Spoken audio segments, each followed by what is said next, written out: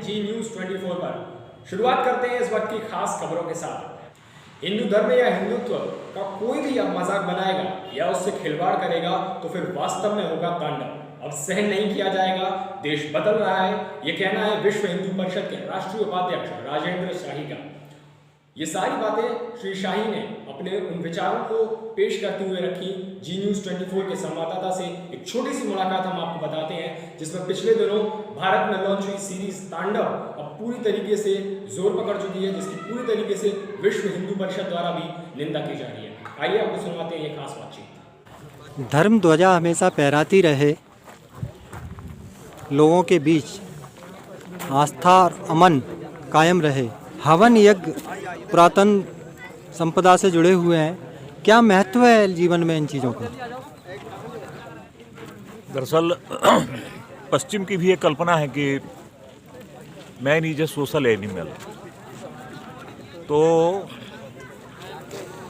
मनुष्य जो है वो जन्म के साथ जिस तमस को, जिस पशुता को लेकर के उत्पन्न होता है,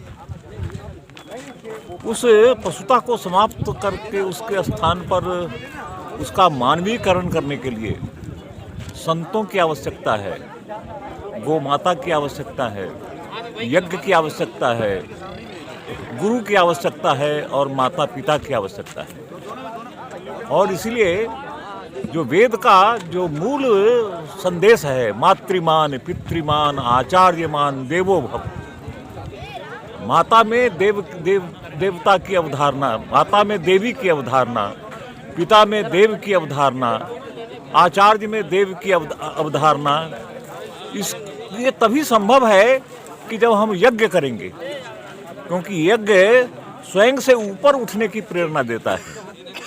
यज्ञ के हवन कुंड में जो अग्नि की ज्वाला ऊपर उठती है वही संदेश देती है कि तुम धरती पर पड़े हुए रहने वाले सिर्फ पशु नहीं हो, तुम मानव हो, मानव बनो, मनुर्भव का संदेश ये हम यज्ञ देता है। इसलिए ये एक मौलिक आवश्यकता है समाज की जो लुप्त हो गई है और इसलिए समाज की ऐसी स्थिति है। साईं जी, एक ग्लोबल प्रश्न है कि हिंदुस्तान में अगर हिंदुस्तान के मुखिया अगर मंदिर चले जाते हैं या किसी अन्य धर्म के मानने वाले हैं तो एक प्रश्न चिन्ह उठ खड़ा होता है और एक बवाल मच जाता है देश में।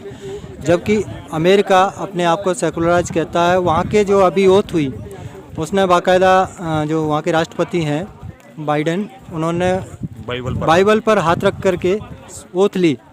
जबकि अगर ऐसा यहाँ हो जाता है तो एक धर्म विशेष उसके विरोध में खड़ा हो जाता है, क्या है?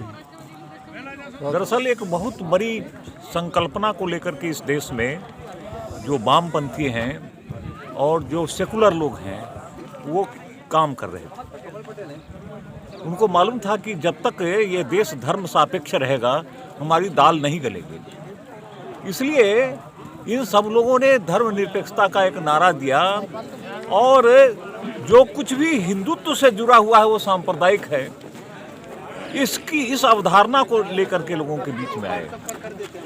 जैसे रमजान के समय में इफ्तार की पार्टी देना वो सांप्रदायिकता नहीं है, लेकिन जैसा कि आपने कहा कि मंदिर में जाकर के राम की उपासना करना, उनको प्रणाम करना वो सांप्रदायिकता हो गई।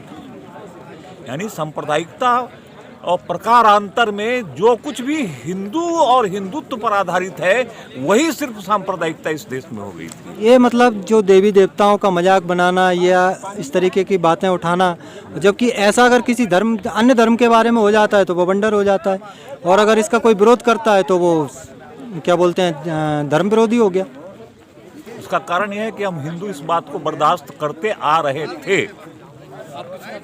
हम भी आनंद लेते थे।